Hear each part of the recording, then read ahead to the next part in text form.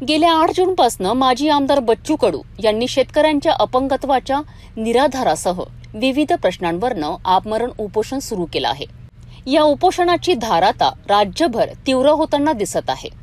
बच्चू कडू यांच्या समर्थनार्थ आणि त्यांच्या मागण्यांना पाठिंबा देण्याकरिता ठिकठिकाणी आंदोलन पुकारले जात आहे।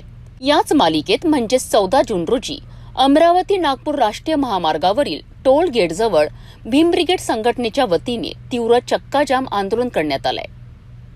यावेळी आंदोलकांनी रस्त्यावर सोयाबीन, तूर आणि ज्वारी फेकून महायुती सरकारच्या विरोधात जोरदार घोषणाबाजी केली आहे।